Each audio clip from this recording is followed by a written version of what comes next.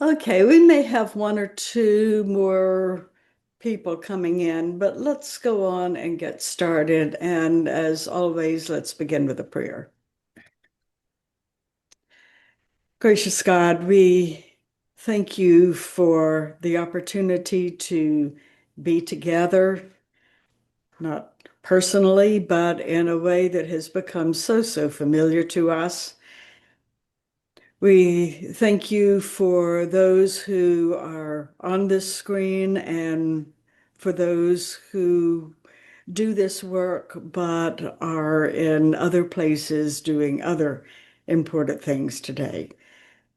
We ask your blessing on each church represented here and in our presbytery, and that you would be part of this gathering so that as we review the work that we are called to do as clerks, we may be inspired by the knowledge that this too is important work in your church.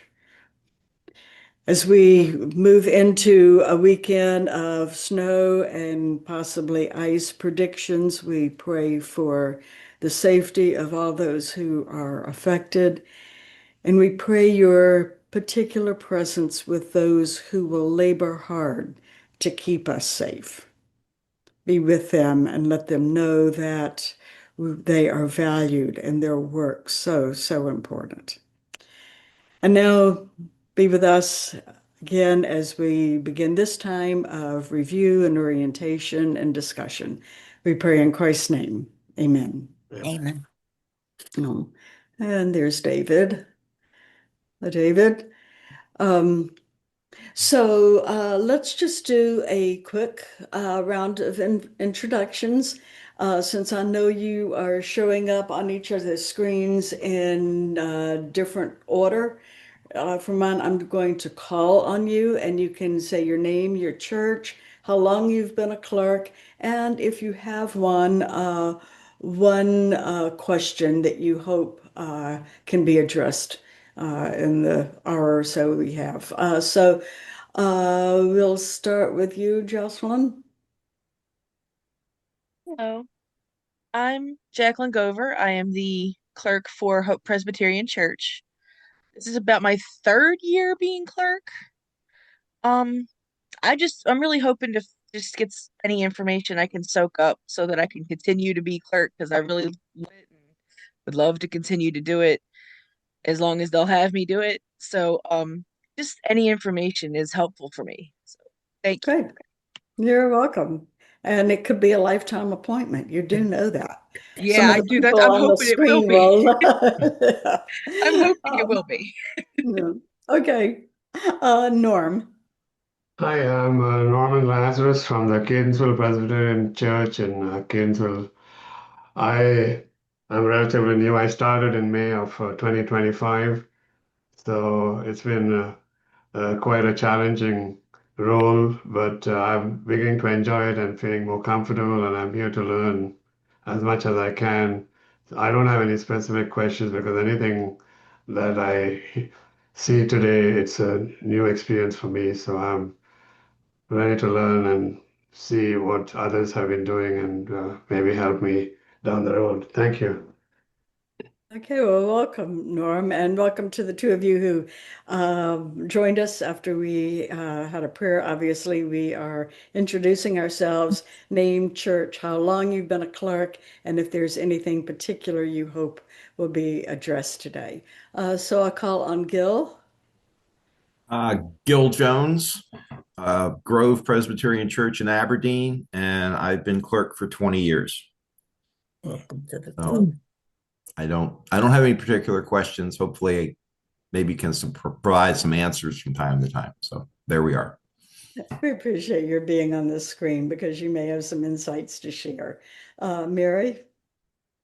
I'm Mary Smith. I'm at First Presbyterian in Annapolis, and I have completed my first year as clerk, so I feel moderately more secure this going into this year than I did last year.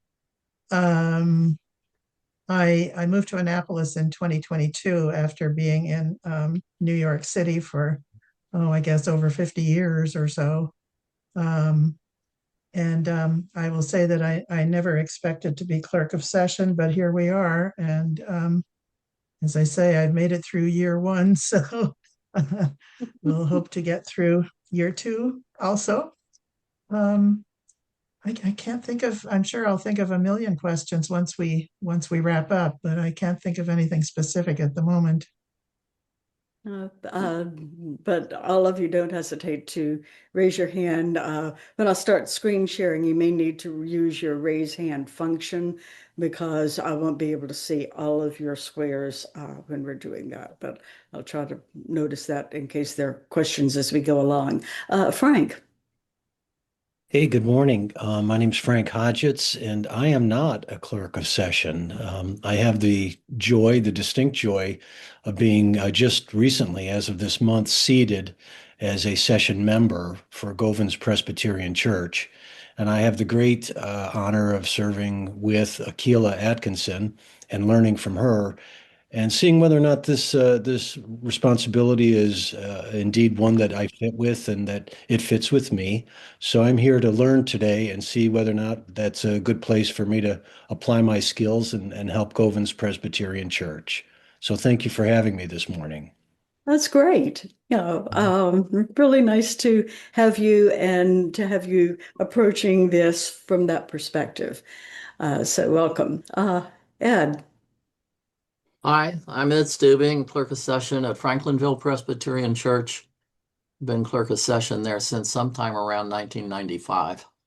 Whether I was on session or not on session, I was always the clerk of session. The question I have is, how about filling us in on this new special offerings program that the General Assembly has approved?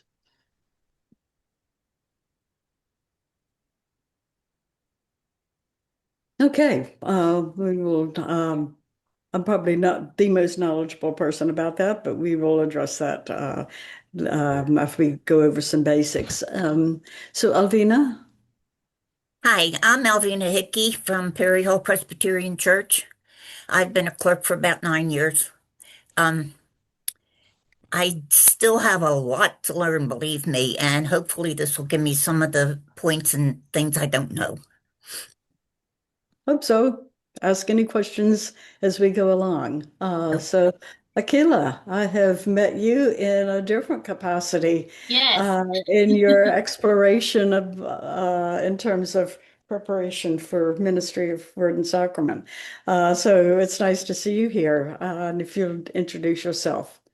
My name is Akila Atkinson. I attend Govans Presbytery, and I am co-clerk of session along with Eric Johnson, who's been clerk since I was there. I'm new to Govans, so since I was at Govans about 2 or 3 years, or Eric has always been the clerk. We moved to co-clerk because Eric is extremely busy, and as you all know, it's a lot to do. More wrapped around So it. Eric is recently stopped being clerk. He's still going to continue to be co-clerk until we find another one. And so Frank is considering that. I thought this would be a great opportunity for both of us. I've only been clerk since August. So I love that there's a training. I'm looking forward to learning all the things. Square box, yay square. Look at hands about that side, but that thick. Yes, you have. Who was that? Is that David? Yeah, okay. Okay, we've got two Davids. David Patterson, why don't you introduce yourself? My name is David Patterson. I'm a member of Roland Park Presbyterian Church. So I will start a term as acting clerk of session in February, and then should hopefully become a session member in September. So I went to the first session meeting last night and took minutes, and I'm just anxious to hear the general introduction to this. I've been on other committees at the church, and I'm kind of familiar with the clerk of session role, but I do have some questions. And the questions may be bigger than this meeting. Yeah. Okay, well, welcome. So, David Hinckley, we can't see you. if you could introduce yourself and your church.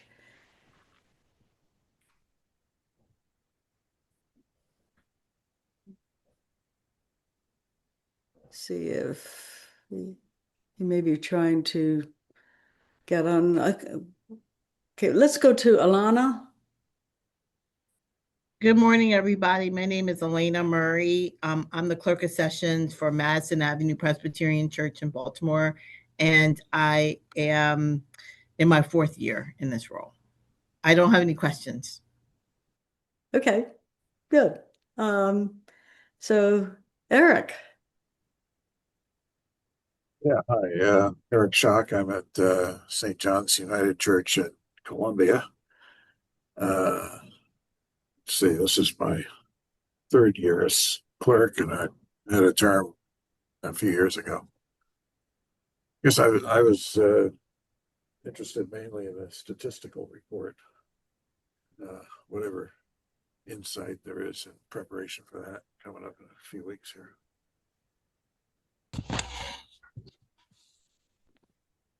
Next Okay. one.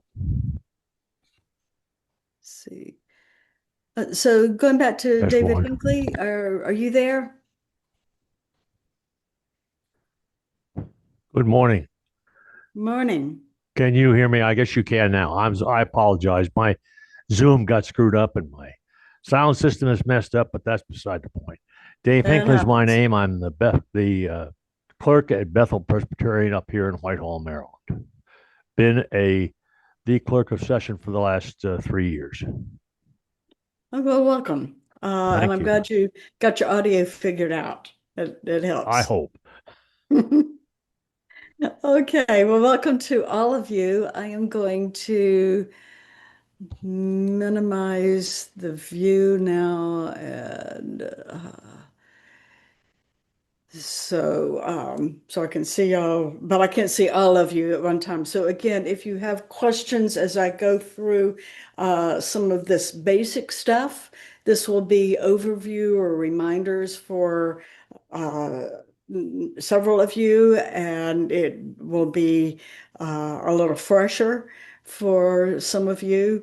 I have discovered, I don't know whether this happened to any of you, but sometimes when a transition from one clerk to another happens in a church, it's sort of like the clerk handing things off says, here, and they disappear. And, you're thrown into the deep end of a pool that you didn't know you were standing next to. It's always good to just kind of review the basics of, especially what the Book of Order requires of clerks. Then I know that, like in my job, we all do other stuff too. And we can talk a little bit about that. But clerks of all councils, session is a council, Presbytery, Senate, and General Assembly. Clerks of councils are a mandated constitutional office along with the moderator. So you can't have a session of a church and not have a clerk of session. At the other 3 levels of councils were called stated clerks, but we sort of do the same thing that you were doing. And again, the basic responsibilities of the clerk's position are described in the Book of Order. So you can always go to that and read the descriptions. So in general, clerks of sessions are responsible for maintaining and preserving the church records, the minutes, the rolls, the registers of a congregation. There's more, but these things include the session minutes, important because that's where decisions are made. In our polity, decisions are made by councils, not individuals, and not congregations. except for a few specific incidents where the congregation has a vote, like approving pastoral terms of call or calling a pastor. But otherwise, decisions are made in councils, and so the minutes that you take are very important historical record. You also keep the minutes of the congregational meetings, and you're mandated to have at least one of those a year, including one to approve any changes in the terms of call of the pastor. Most of you have an annual meeting to update the congregation on things and important decisions that the session has made, like the budget. Sessions pass budgets, congregations don't do that.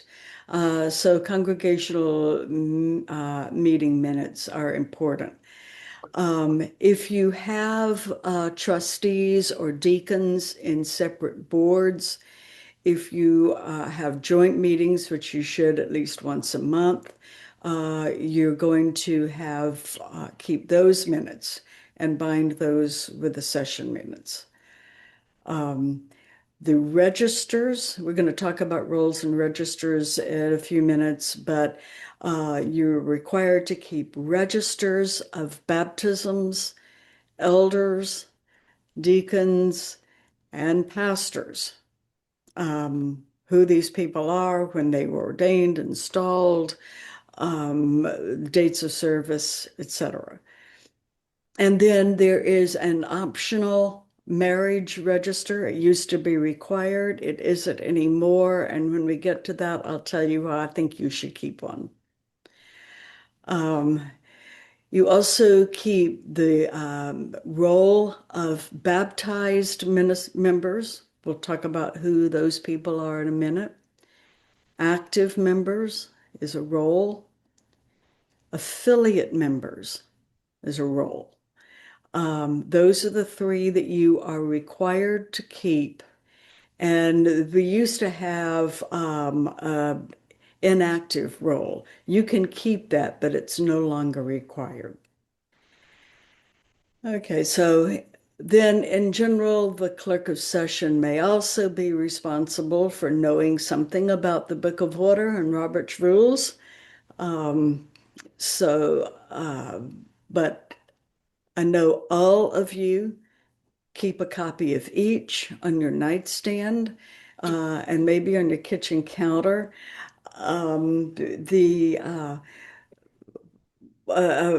Had occasion to talk to another group recently about why it's important that we take these guidelines and polity rules and all seriously, because it keeps us accountable to each other.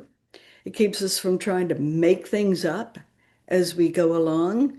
And it helps us avoid some of the chaos or anarchy that sometimes occurs when everybody's going off just doing their own thing and the right hand doesn't know what the left hand is doing.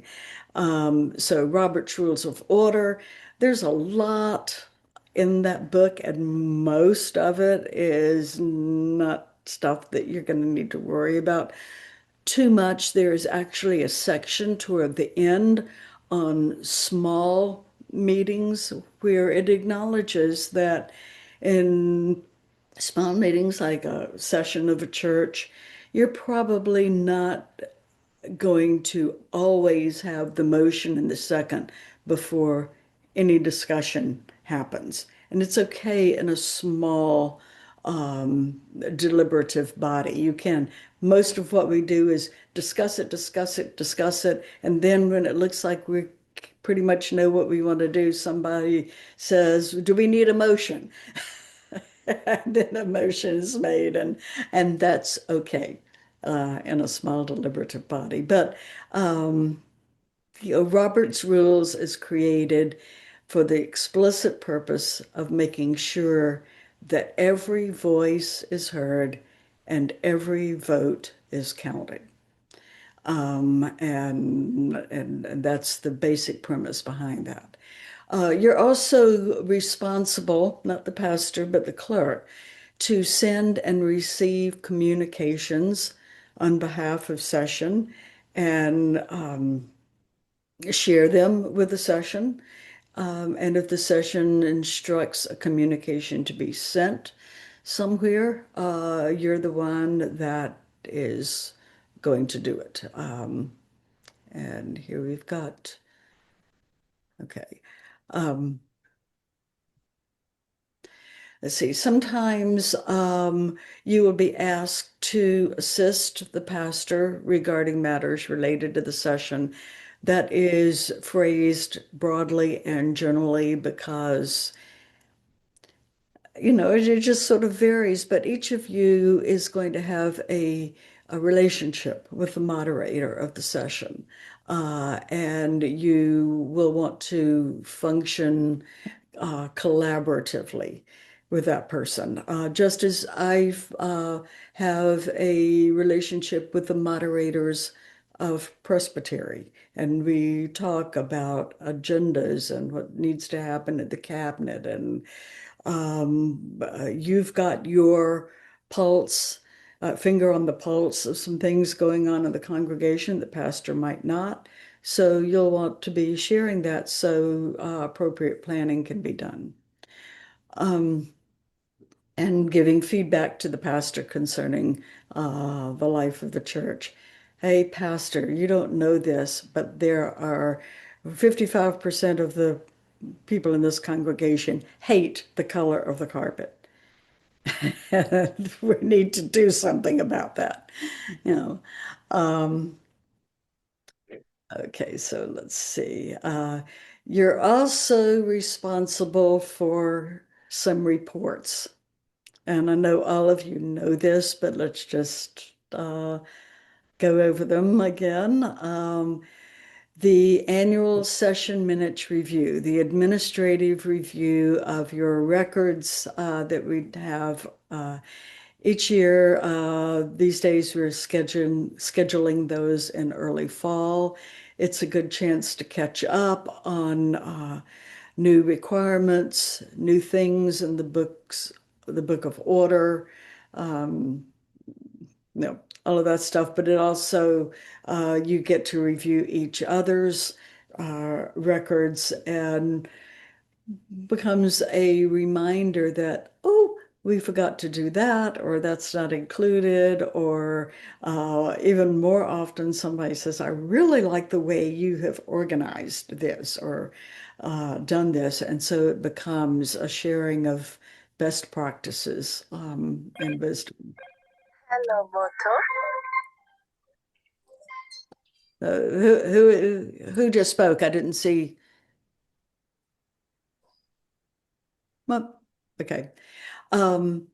You also need to send in each year in September the list of those ruling elders in your church. They don't need to be active members of session, but anyone who had been ordained as a ruling elder and was still a member of the church, those names get reported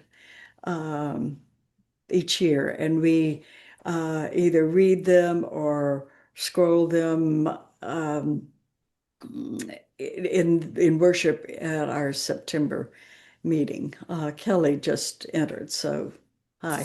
Okay, Akella, you've got your hand That raised. include people who are ordained but not part of the presbytery? Do you know, like we have some people in our church who are like ordained Baptist ministers. Hold on a second. What?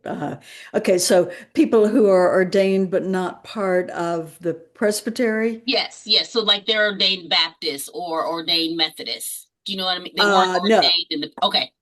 Okay, no. If you've got people from other denominations who are hanging out at your church, that is wonderful. But you don't report them because they are accountable to their denomination. They're not members. of us. So ruling elders in our church and ordained ministers of word and sacrament in our church and PCUSA are those who get reported. Thank you. Yeah, and which means that this is part of the communion of saints.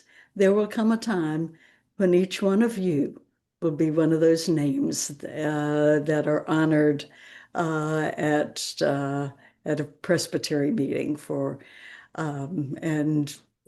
and that's a nice thing to think about. And I think about it a lot now because, as some of you know, this year, my husband was one of those in that list. He passed away. He was a ruling elder and passed away last summer. So,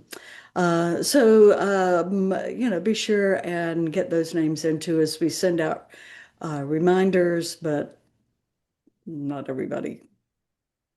You don't always have anybody in your church that has died from between the Septembers. Okay, then the annual statistical report, which all of you are working on diligently now. Some of you even completed it. And we'll have a chance later to answer any specific questions about that. That is a Book of Order requirement set by the General Assembly, and it is in charge of the questions, not the presbytery. But as most of you know, we try to make use of that data and share it with you because it can be helpful for you in your work. Okay, and then other things that may vary by church. You may or may not be responsible for newsletter. Oops. I just lost my screen. Okay, newsletter articles,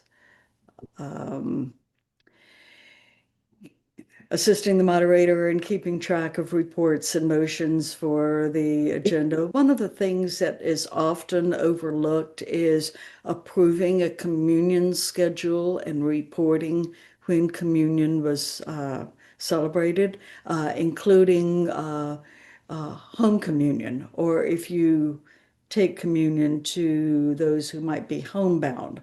You will want to report those in the meetings, the minutes of the next session meeting. You are the keeper of the church's bylaws, its policies, especially the required policies and manuals. You are required to have an administrative manual or manual of administrative operations that looks different in different churches. There's no one format that you're required to follow. When I was a pastor of a church, what we found and why it became so important for us to maintain a up-to-date manual of operations is that we discovered we were passing policies that nobody remembered a year from now. If you don't sort of write them down and put them, like, here are the policies related to how we do building and grounds or communion or something like that. Then somebody says, didn't we address that in session once a couple of years ago? Anybody remember what we decided? And so it becomes either redundant or you're creating a lot more work for yourself. So if you can gather those policies and those decisions in a manual, it becomes much easier to refer back and not lose track of them. So let's stop there. And any specific questions about responsibilities?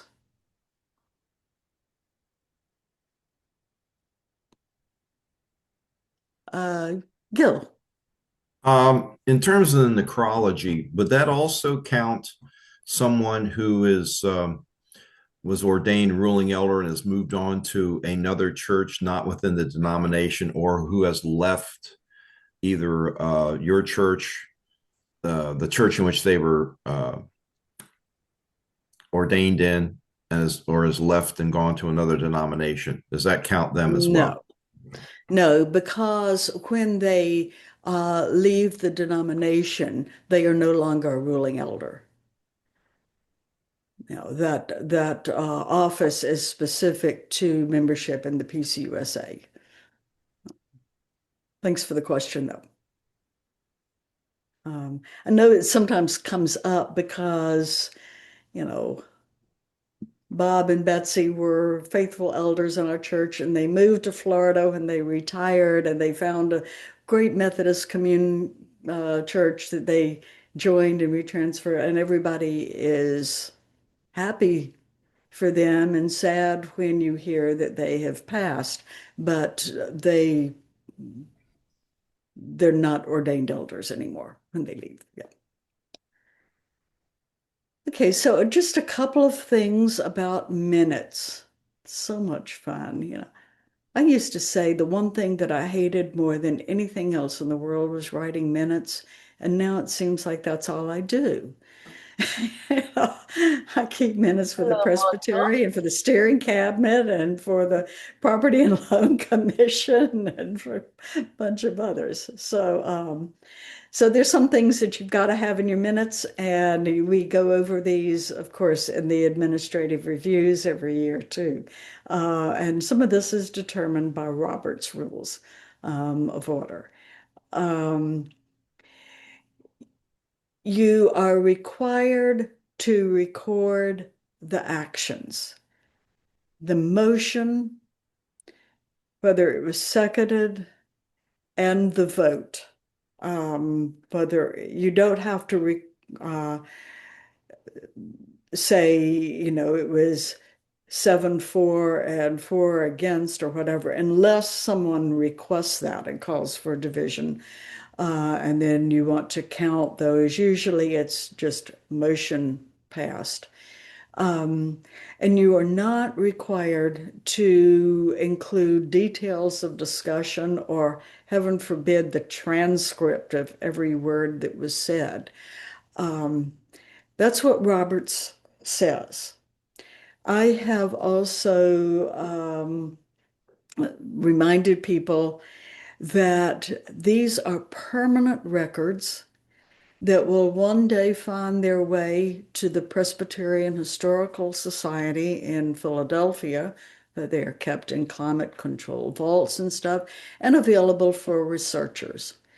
So give enough information in those minutes that at least gives something about the context.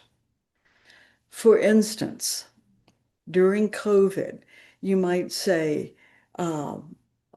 right, there was a motion made, seconded, and passed that we would use the Zoom platform for online worship for the foreseeable future.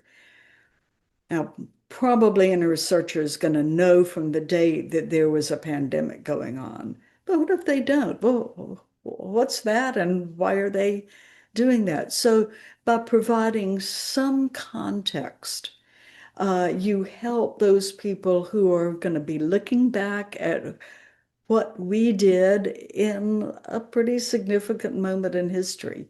And it will make sense of our actions. So again, not all the details of this discussion. Well, Elder Jones said this, but Elder Smith said that, and then Elder Johnson said they were both wrong. And you don't want to go there in your minutes, but give some context. Don't editorialize. So tempting. So this was the vote, and it passed, and I think it's a big mistake. That keep people may know, but don't put it in your minutes. You want a clean record. When you're recording motions, you want to record the final wording of the main motions and what happens to them. Every now and then you will have a situation where there are amendments to the main motion, substitute motions. I hope that doesn't occur often, but that's when you want to be somewhat familiar with Robert's Rules of Order. Ed? Ed, did you have something to say? Nope, that was just a sneeze. Oh, bless you. Okay. Well, all of a sudden your square popped up with a green border around it, so yeah, could tell. Sorry for the distraction. Yeah. Um, okay, you need to record the mover of the motion, but you don't have to put the name of the person who seconded. You could just say it was seconded. Tips and tricks. I have started doing this. Some of you may already do it. You can write out a lot of your minutes ahead of time and fill in the blanks. You know, it was opened by prayer, a quorum was declared, it was moved and seconded that the minutes of the last meeting be approved. You know how these meetings are going to go to a large part, and sometimes it just helps. What I find is if I write out a lot of that, I can be more attentive to what is actually going on in the room, and then record what happens with those motions. You can't always anticipate everything, so stay on your toes, but make it easy for yourself if you can. Keep a copy of that minutes review sheet from the annual reviews as you're completing minutes, and especially helping the moderator to plan the agenda. There are things that are the responsibility of the session that are easy to forget. And that review sheet will say, oh, we need to make sure that we have, for instance, a performance review of our other staff, administrative staff, or the music director, or whatever. And you need to record that you are doing those regular, important administrative things that are required, and also just part of good business practices. You might want to keep a calendar of events. You know, this is due here and this is due there, just so you don't miss essential agenda items.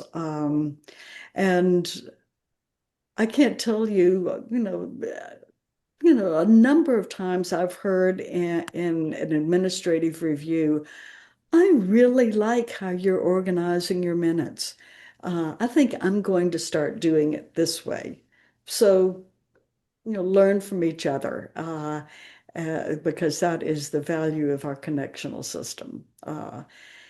And this is only one slide. The minutes of all the congregational meetings need to be included in the session record book in chronological order. So if you have a congregational meeting in January, after your January session meeting, those minutes go in after the January session meeting and before the February session meeting. Some churches will approve the congregational meeting minutes in the congregational meetings. Others, it's perfectly acceptable for the session to approve them and report to the congregation at the next meeting. No.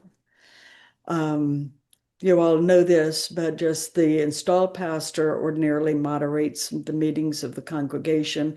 If the pastor can't be present for some reason, they will invite another minister to moderate. You can't just have a congregational meeting and find yourselves a moderator without your pastor, your moderator, knowing and making that decision. But oftentimes, if you're discussing terms of call, it's easier for the pastor to be out of the room, and it's perfectly okay for you to moderate that portion of the meeting. And when that's over and that vote is taken, you bring the pastor back in. Yeah.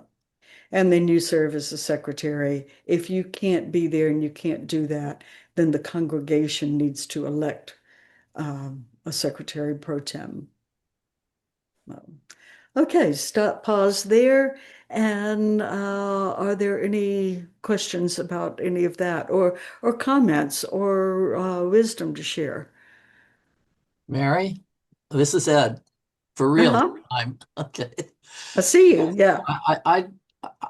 After many years preparing agendas, and I think this is the main job of the clerk, is to prepare the agenda for the session, keeping track of what's carried over from the previous session meeting under old business, and then what will be what needs to be addressed in terms of new business.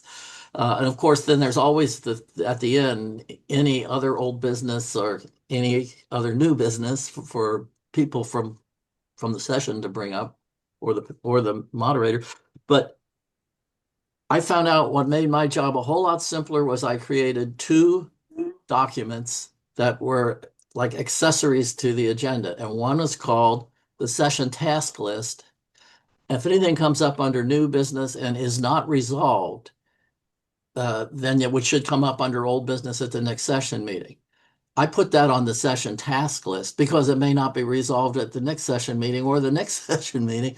If it's on this task list, all I have to do is I put certain items of old business that are active, and then I say review the session task list for other things. For example, we always have this thing that says we need to do some maintenance on our rain guards. Okay. Well, I don't have to write that every time. It's on the session task list, and it says session review the task list of things that have been brought up in the past, are continuing or are not yet finalized. And then when they are done, you take them off the task list. Okay. The other one is called the session calendar, and that's where new business goes. That is pre-planned new business, like approving special collections. We approve I don't know, the joy offering in the November session meeting. So it's approving when special communions will happen and so forth. I put that on the session calendar, and that kind of rolls over year by year, but you have to just change the dates because Christmas isn't always, it's always on the 25th, but you don't know whether it's a Saturday or, anyway, those two things that just go all along, and they're not a part of the minutes. Only the things that are pulled off of them in this meeting will be in the minutes.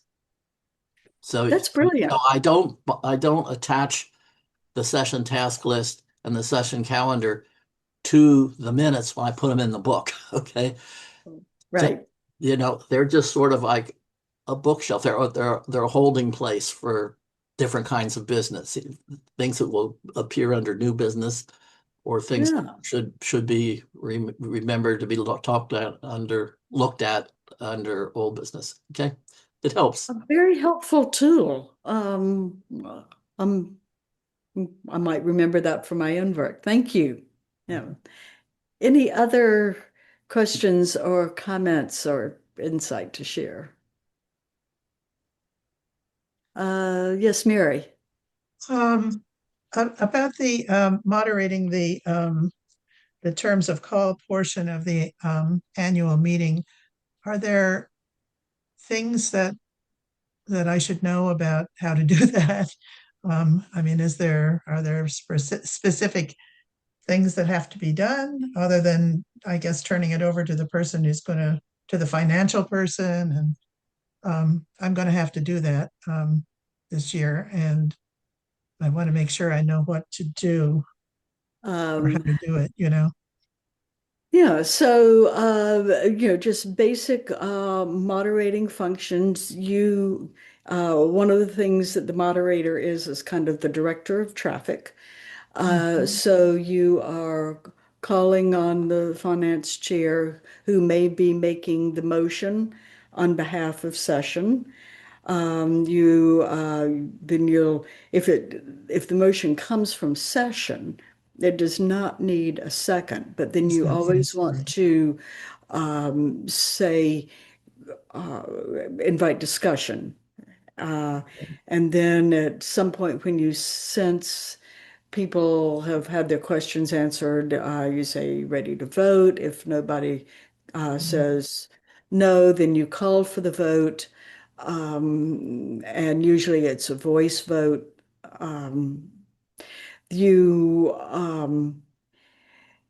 I doubt that it's going to be an issue for any of you, but motions need, if someone wants to change a motion, it needs to be germane to the motion. So, for instance, if your finance chair says, we move, and it would be more detailed, but essentially, we're recommending that the pastor's effective salary be increased by 2.5% for the coming year. That's the motion. And somebody stands up and says, well, I'd like to amend that motion to include that the pastor needs to switch out that really tacky desk chair in their office and or whatever. That is not It's germane to not, the motion. okay. So you say that that is out of order. If you want to make a separate motion after we deal with this motion about the color of the pastor's chair, you can do that.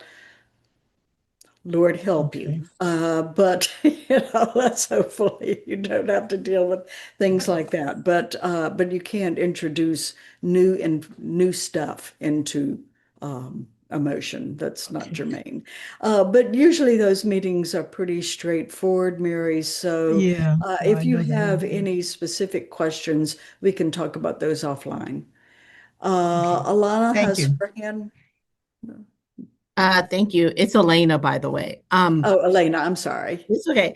Does the clerk of session have any role if there's a transition in pastors? Like, do we do anything in that situation, or I don't know how that works. Um, so yes, you don't have a specific role. And excuse me while Frank has his hand raised and he's our tech person. So I want to see if there's a tech issue. Frank? No, not at all, Mary, but I just wanted folks to know that I don't think you're able to see the chat, and there are a couple questions there that I wanted to draw your attention to. So it can wait Thank you so much because okay, so let because your me your screen's get up. Yeah. yeah, Elena's question, and then I will go to the chat. Thanks, Frank. Thanks for being on here. Okay, so your question had to do with pastoral transitions, right? Yes.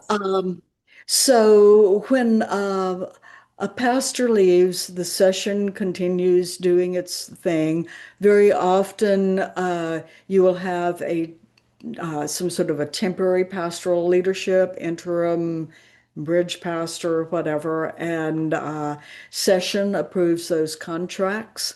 So, but you usually have at some point a PNC formed, and the Commission on Ministry is helping pretty much every step of the way. So there's no specific role for the clerk of session. But if you ever have a specific question about a transition, please reach out to me. And no, Thank you. sure. Okay, so let me find the chat.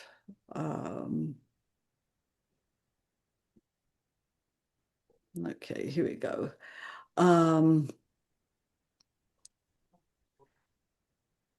Okay, Kelly, wait a minute.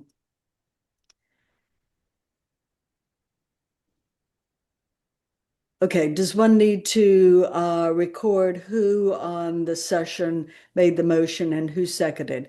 You need to record who made the motion, but you do not have to record who seconded. You just that it was seconded. And I think that's okay. Kelly asked if we'd be able to get a copy of today's presentation. Yes, it is being recorded and will be available to you. Okay.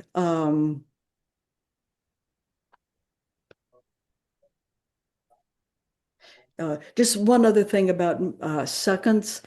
The reason Robert's Rules of Order requires a second if a person makes a motion is it is to determine whether this is something that the body actually wants to talk about.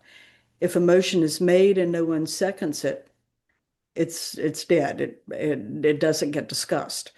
And that is why if a motion comes from a committee or a commission, it does not have to be seconded because there are enough people behind that motion to give it validity. Okay, so we're going to go to registers and rolls now. Sometimes there is some confusion about that. So one of the things that is important to remember, and it is also clarifying, is that registers are records of events and rolls are records of people. And that becomes very important, especially between the baptized register and the baptized roll. We'll talk more about that in a second. But you are required to have a register of your installed pastors.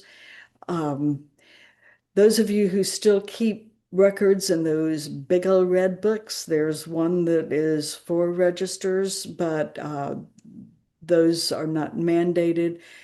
But you have to have a register that is on paper, that is continual, that records things like the installed pastors, names of all pastors, and if you want to include interim pastors, you certainly can. You have a register of elders, i.e., when they were installed and or ordained. So let's say David Hinckley is ordained as a ruling elder and installed to the session in May of 1995.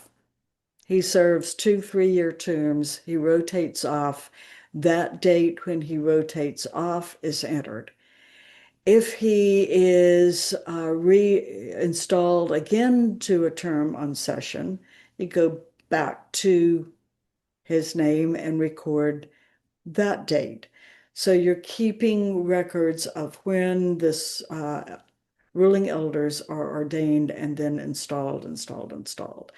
And then if that person moves to another PCUSA church, transfers membership, that you need to report those dates to that new church because they continue to be a ruling elder in the PCUSA, even though they're not on a particular session. Same thing with deacons, if you have them. Okay, now baptism registers. Hold on to your seats.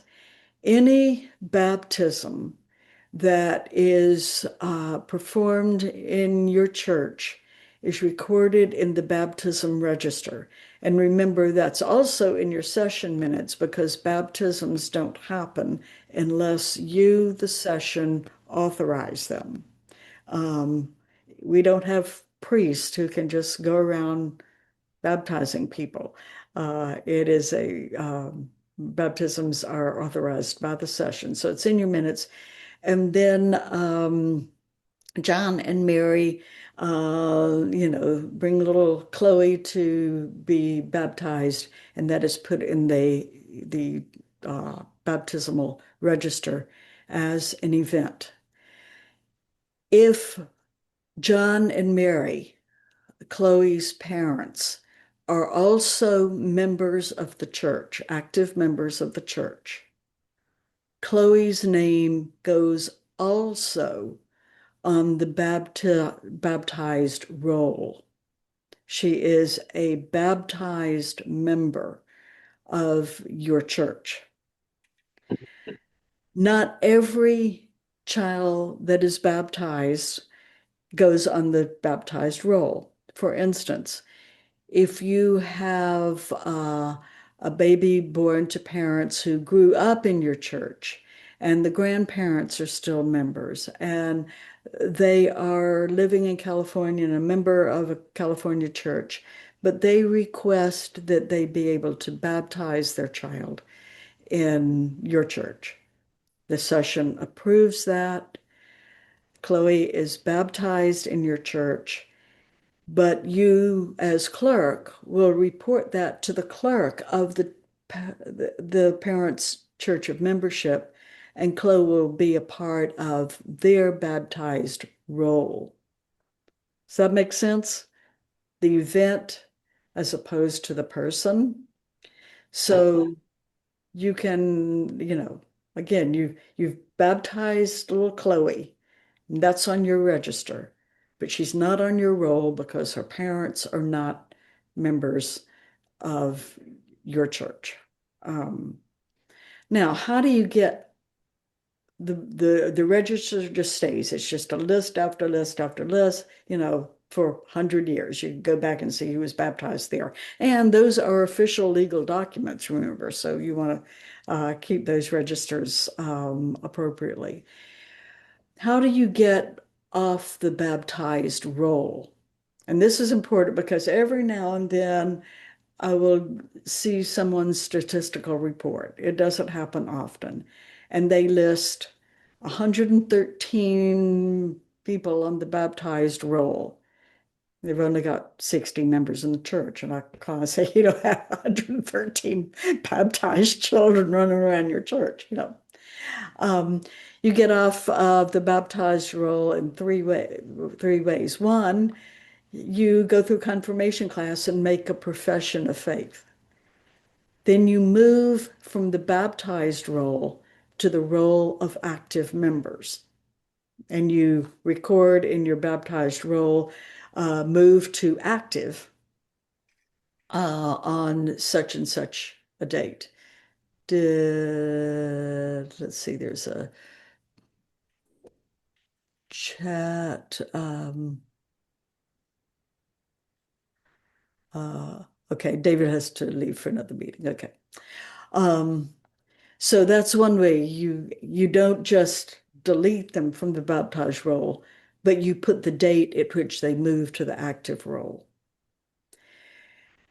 If a child dies, you're going to go to the baptized roll and record the date of death, and then they're no longer counted on that roll. Hopefully that doesn't happen very often. And then even more commonly, you're doing your annual review of the rolls, as you do every year. And you're looking at that baptized roll, and you said, Chloe was baptized here in 2001. Now it's 2026. Has anyone seen her in the last 5 or 10 years? Oh, no. She joined the realm of the spiritual but non-religious. Her parents are no longer members, and you can remove her from the roll by noting that by action of the session on this date, Chloe Johnson was removed from the baptized roll. Those are the 3 ways. So you want to keep that baptized roll fairly clean as well. But are there any questions now about the difference between a register and a roll? I have a question about the baptism part. In the years that I've Okay, been clerk, who is talking? I can't. this is Gil. Sorry. Okay, go. All right. In all the years that I have been clerk, the biggest controversies that we have had have been over baptism of children of, and you mentioned grandparents. We get that from time to time where the grandparents have been long-term members, the kids have moved to wherever and want to have their kid or their grandchildren baptized in the same church that they were baptized in, and their grandparents, we kind of call them boutique baptisms because it's really, we're not going to see them again. In a particular case that we had, the parents were living in Missouri and they were going to a Baptist church. And our session declined the baptism because the Baptist church would not recognize that baptism. So it would be kind of we felt it was not appropriate because there were some of us who grew up in the Baptist church and knew fully well that that Baptist church would never recognize that baptism of an infant. And that caused the grandparents to leave the church. Were we wrong? we felt it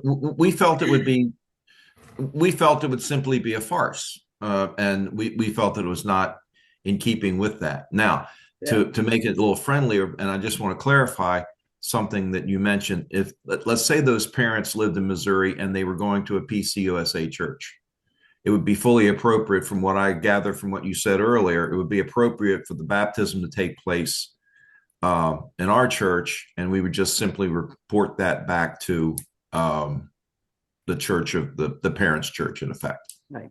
That's what I took from that. Is that correct? Yeah. Okay.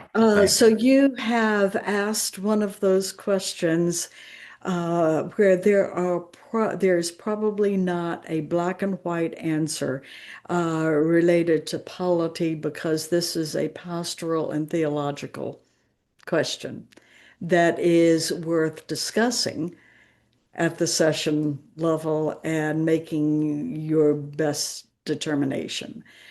And we did.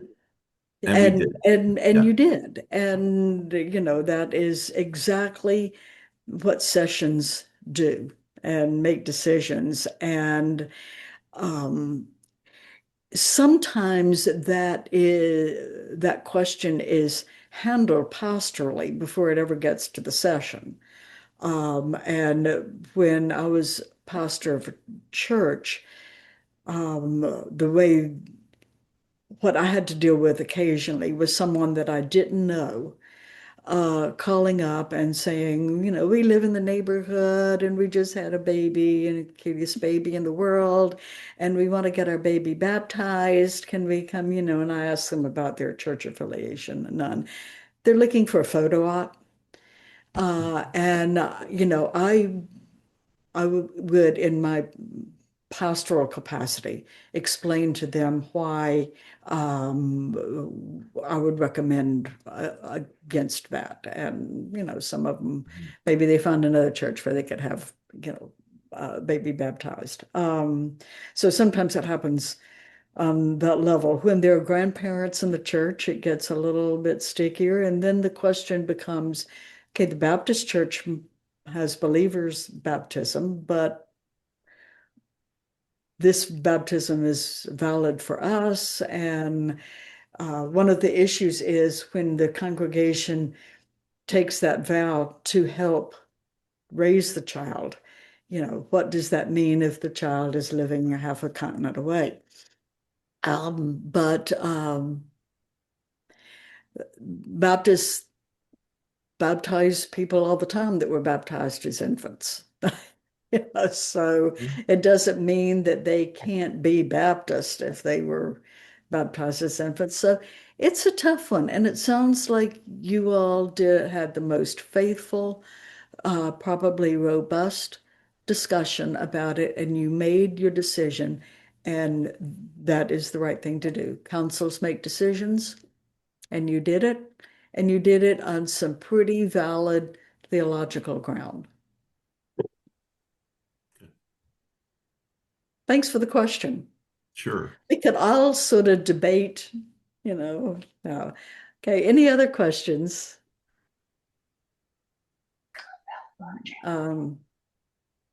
Okay, I'm not seeing any. Okay, I think. Mary, Oh, it's Ed again. A very simple thing, but that we found out and now we use. When you do the treasurer's report, the session does not approve it. The session accepts it because the session has no basis on which to evaluate it. It's accepting the report from its treasurer. But when Right. you view the minutes, you are approving them. So the motion is to accept the treasurer's report and to approve the minutes.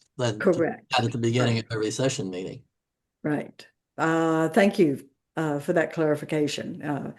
Just because you approve the minutes doesn't mean you approve the motion that was voted down, or whatever. You're just approving the minutes as the correct record of what happened at that meeting. And yes, the session does not approve the treasurer's report, but the treasurer's report is absolutely essential because that information is what the session needs to make its decisions.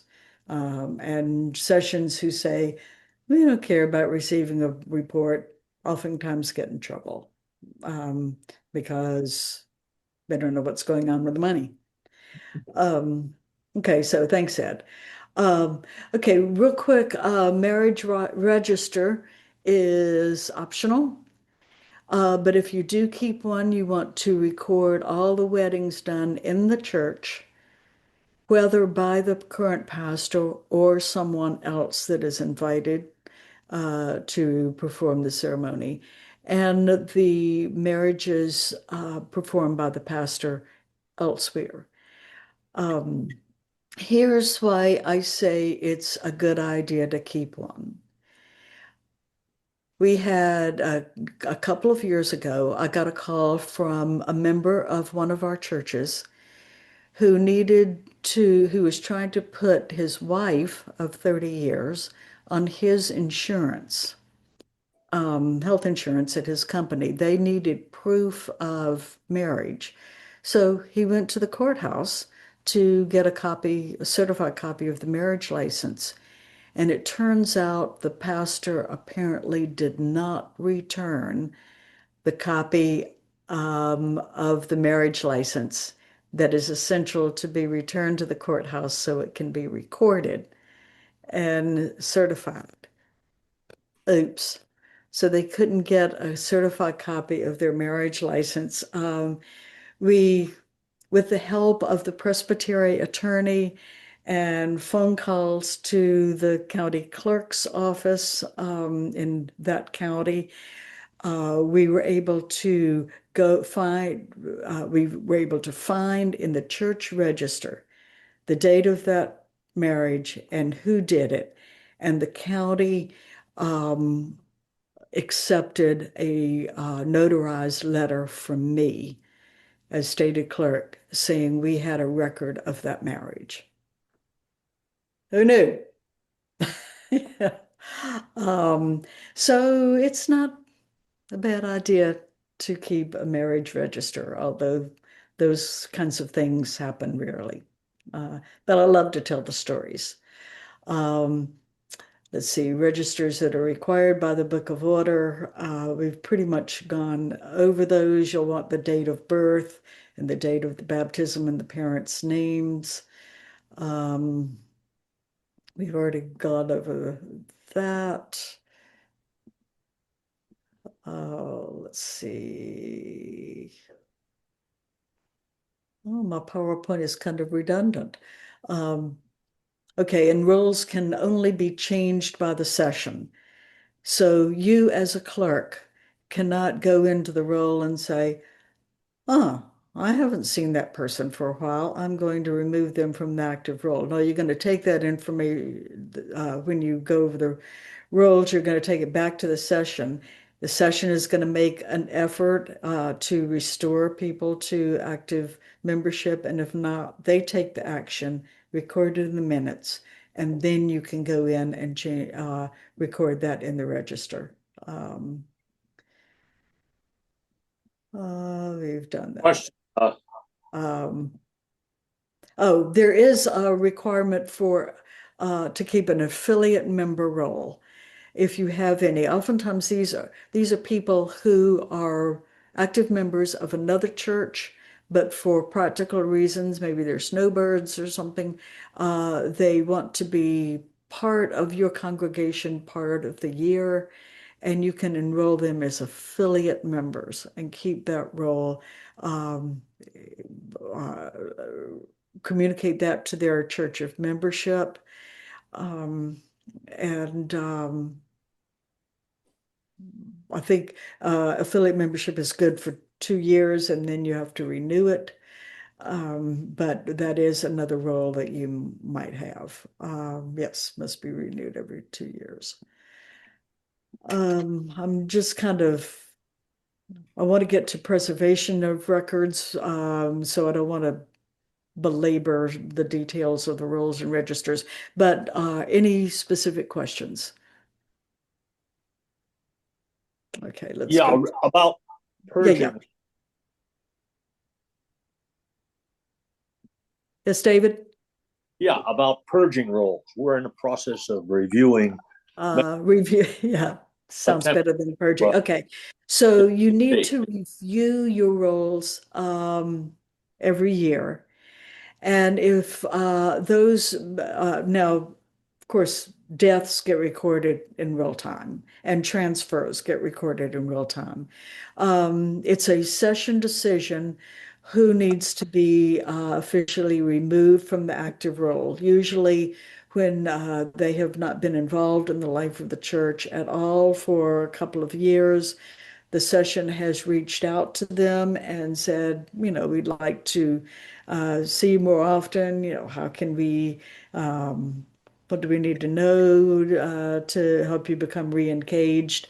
When those efforts do not yield a return to any sort of active membership, the session can vote to remove them.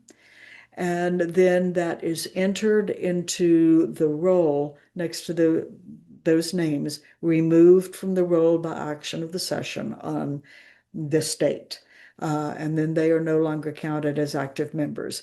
You can, if you choose, move them to an inactive role, but that's no longer required. And so it's just a list of people who used to be active in your church, but they're not reported on the statistical report or in any official records. Then the session sends a letter to those people informing them of that decision. And usually some communication before you take that action to give them one more chance to say, no, we really want to be. One question that sometimes comes up is if someone is in homebound or in assisted living or memory care. That is a pastoral decision, but most often sessions retain those people on their active role until they pass. Yes, you have to pay per capita on all those on your active role, but that is a pastoral decision that is up to the session. Did that answer your question, David? Yes, thank you.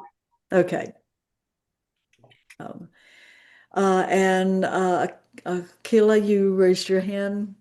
Yeah. Do you still need to send a letter to people who've been removed if if it's known that, Government's been going through a lot of transitions, or we have people who, for lack of a better way to say it, get upset and they leave and they let us know that they're upset and that's why they're leaving.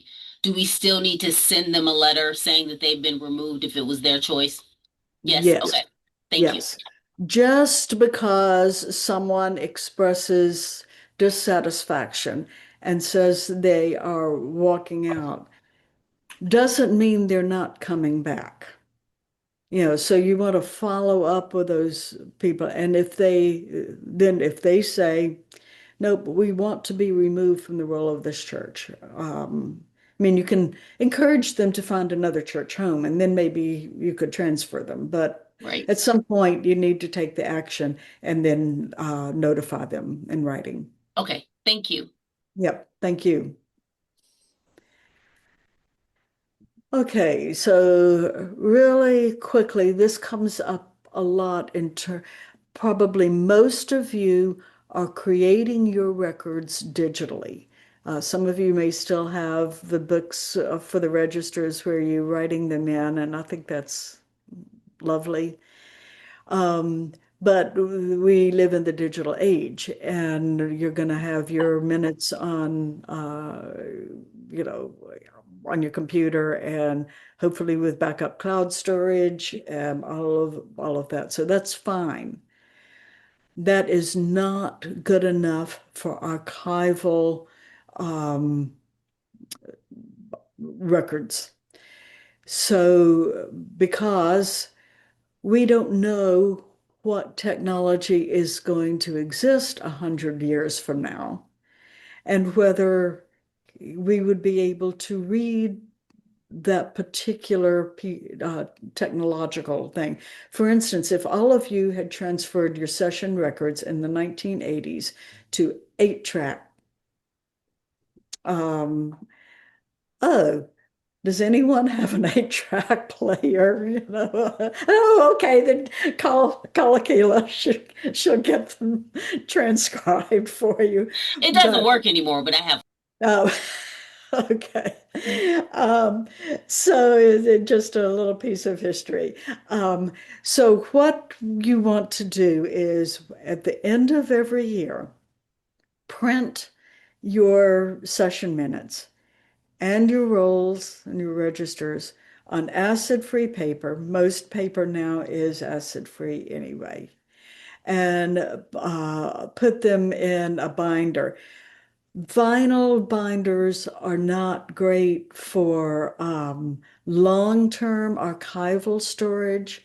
You can keep them in vinyl binders for a couple of years, but when you're ready to truly archive them, fine. You can get acid-free archival boxes and other things.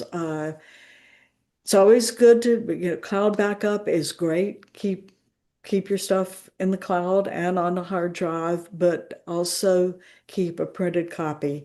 This is what is recommended by all archivists, and the Presbyterian Historical Society will not accept digital records only.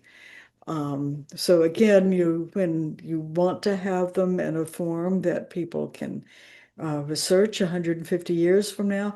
And if I talk a lot about that, when I was writing my thesis at Princeton Seminary, I spent the better part of 2 weeks reading session minutes from the 17th and 18th and 19th centuries. So they were on microfilm, which the Historical Society does do. That can always be read. It's just little itty bitty. So again, digital for practical purposes, paper for permanent storage. And make sure the minutes are signed by you and the moderator. You can go into the website for, I'm going to click through this because if you go to the Presbyterian Historical Society guidelines, they are very explicit on what needs to be kept and for how long. And I can show you, so there are all these permanent things, including, wills and bequests, architectural drawings, insurance records. Keep records of your insurance carriers. Why is this important? You switch from one to another. Keep a record. Because if there is a lawsuit, and because of the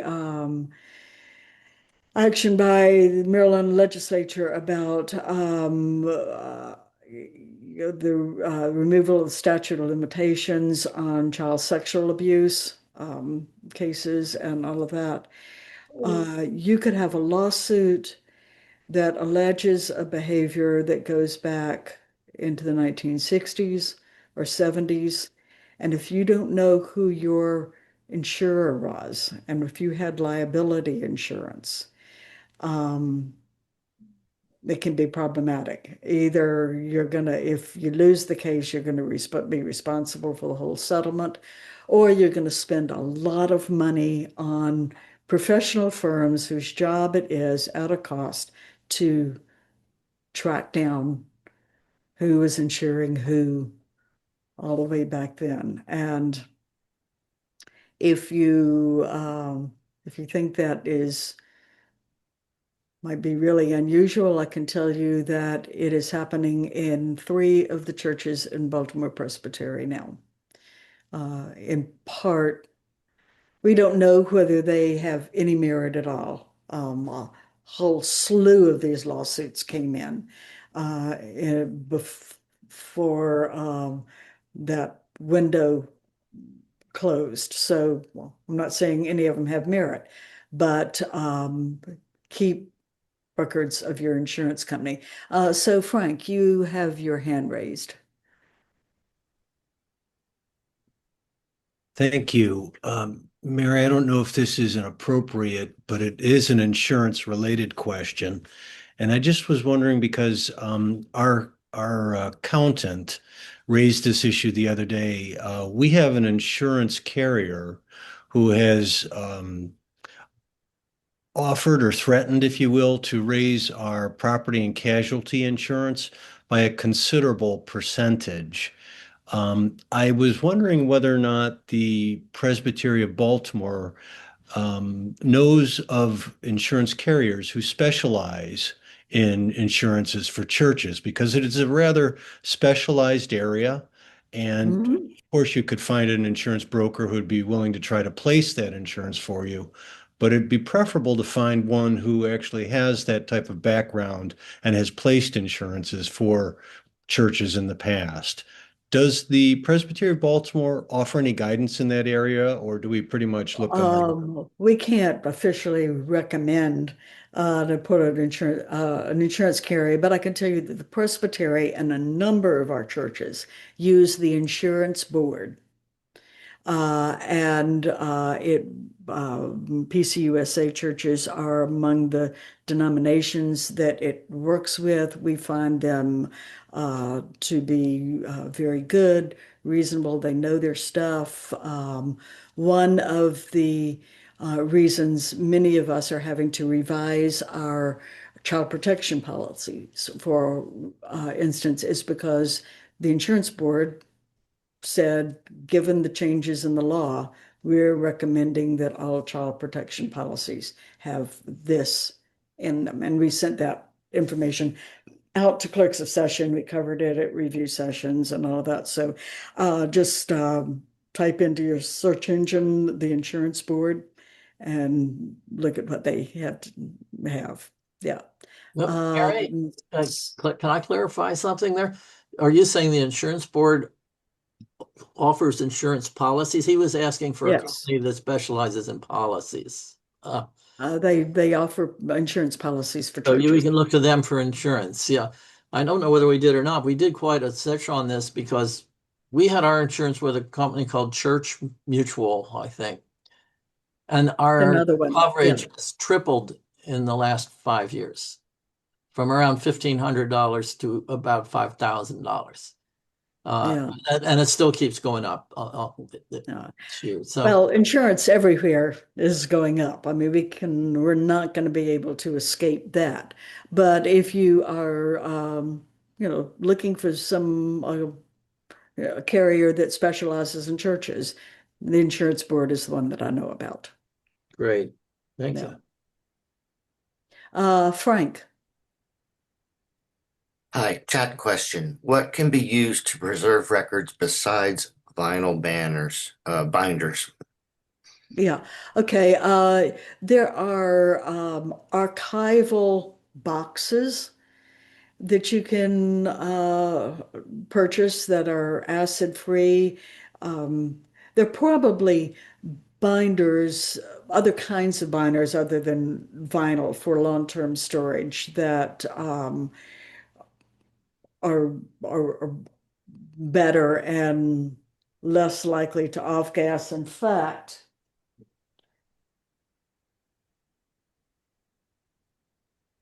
I got these from Amazon. I'm trying to create a record of everything we did in the creation of our reparative justice fund to send to the Historical Society. And these were advertised as acid free and they open up flat. So just surf around and but I do know I have family records at home in boxes that are acid free that are designed for historical documents for preservation. So you can, just look around. Thanks for the question. Okay, we're getting on to an hour and a half, and that's about most people's attention span. I will Good luck. stuck this in here. The fourth section of the Book of Order is church discipline. And if a member of your church lodges an official complaint with you, the clerk of session, alleging that someone has violated the scriptural or constitutional standards, there is a process for handling that. And the session is the judicial body that, unless you choose to refer it to the presbytery. Because this has happened once since I've been stated clerk, I now just like to say, it can happen. If it happens, call me. And I'll make sure you know exactly what to do when. Doesn't happen very often.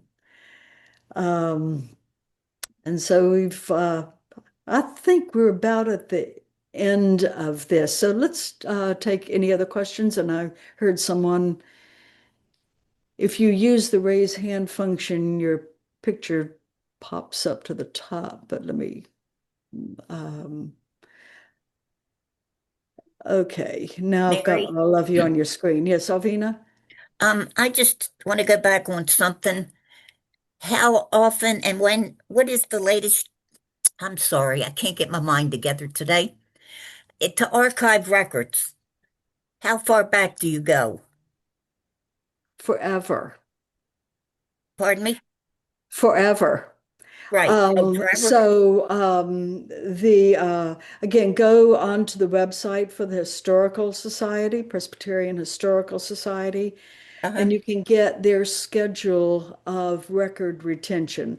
There's some things like certain financial records and all that have to be kept 7 years, or personnel records, but there are a lot that are kept in perpetuity. And when you run out of storage space, you want to transfer them to the Presbyterian Historical Society. They do have grants as well for small churches to digitize your records, i.e., microfilm that they would keep, but they are a wonderful resource. We also have their record retention schedule on the Clerks of Session webpage on our Presbytery website. Okay, I think you put part of that up and I copied that down. Yeah. How about minutes? Minutes are kept forever. Okay, you don't archive them at all? Yes, so you're going to keep them as long as you want them on the premise. And then when you, if you want to send your minutes from the 1950s and 60s to the Historical Society, they will gladly take them and keep them for you. Okay, that's what I needed. Thank you. Yeah.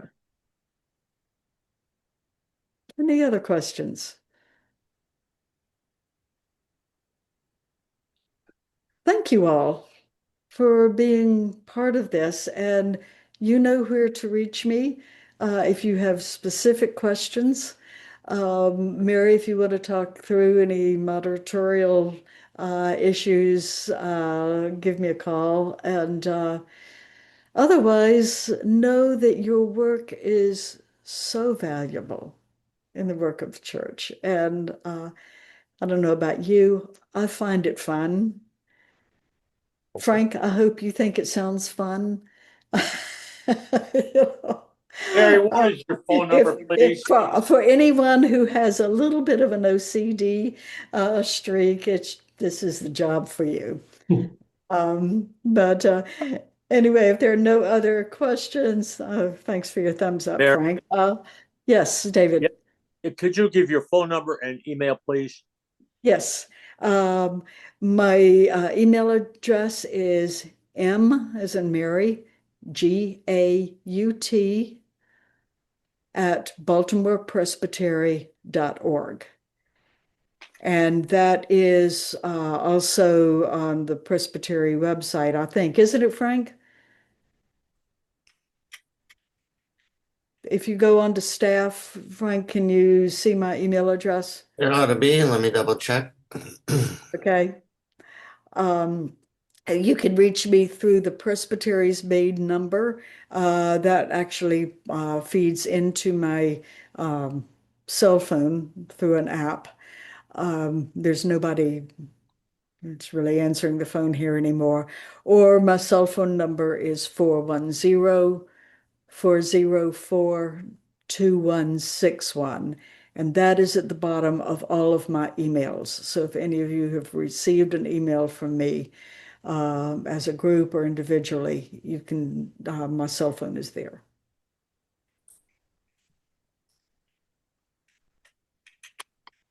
Thank you, Mary. Okay, so let's have a closing prayer so you can all go out to Lowe's and buy batteries for the snow and ice storm. Let us pray. Gracious God, we are so grateful for each person that has been part of this conversation today and for the church of which we are all a part.